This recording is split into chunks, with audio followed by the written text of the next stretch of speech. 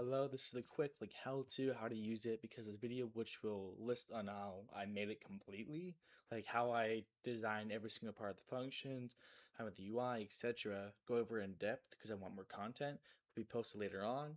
It's just a quick little video I can get out really quickly to show you how to download and how to use it. Again, it's all open source in my repository right here. You can visit all this, buy the license. You can essentially use whoever you want to. You just can't sell it, which I don't think anybody would sell this, but just in case. And this is just showing you how to use the config creator right here. So go to releases, download the zip file. Might take a little bit. I already downloaded it because I extracted it. So once you extracted it, you would see this file right here in documents. So make sure it's in documents, not in OneDrive, not necessarily bullshit, not in downloads, documents, because some other directories have different permissions, which can fuck with the macro. And these little two batch files, which this is literally just opening it with the Python interpreter. That's what it does. We'll launch it. Now you have the config, all in one. This is F1 to position Roblox, F3 to run tests, F4 to stop, F5 for position debug. Example, let's say we have all these different ones. Again, for each one, set as task, edit. You have selected. Selected is what config. As you see, this is config 0. That's the first config, so you can store as many as you want. Act is what act. Again, this is a boss race, so act does not matter at all. But for example, origin stage, you click here and set it to 1 to make it the first one, second, third, etc. So let's just show the winter one. Winter event set as task. And this is all the settings for it right here. Make sure your settings in game. You don't have any cosmetics. You are graphics quality 1, low detail. Click to move on, as you can see. And you also see the positions. You click F5, which shows you the positions. It's cluttered because this is winter event, so a lot of units. You can toggle it like that. For settings, you can change any of the keybinds, place some delays. You can change what the webhook is. I put in my private server for the base private server, so y'all can join it if you want to. Rest of it is fine.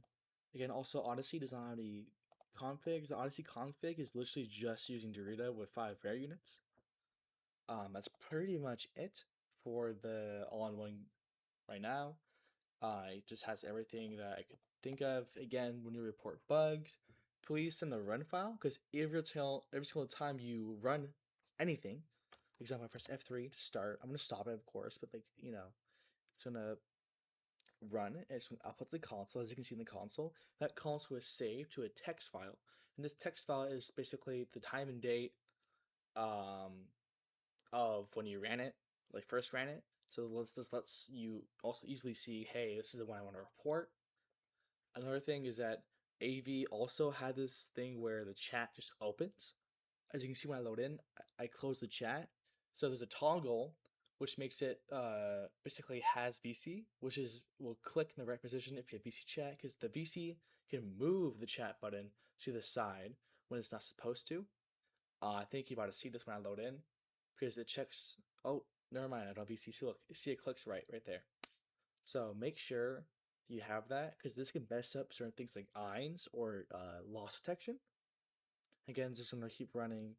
It's gonna do whatever, etc. Close. There we go. Which is close all this for now. No important setting in this. I had this set to 2, but go to here, go to wave numbers. If something went really weird with AV, they changed from the font or whatever the number, so it would detect it wrong. If your waves aren't getting detected properly, change this to 1. I think you should just keep it at 2. It also might just be Roblox client itself. One more thing, config creator launcher. For the config creator, to export, again, just press export, put like auto pause through whatever. This is your JSON. So go to paste bin, save the JSON, paste here, then click create new paste. Then take your code, which is right here. Go to your main all-in-one, which is launcher. Go to here. Task, import, game mode. Let's just do Laborial Raid. Actually, no, let's do Spirit Society. So it's story, then Spirit Society. With the code. Import config. Ignore that. The text a little bit large. It's whatever. Now we set this as task. We can see that, hey, we imported the new config. with the new things, with see whatever, etc. So we have this imported. Nice. That's basically all you need to know. You can ask people in questions, or you can talk to each other to figure some other stuff out. But this is pretty much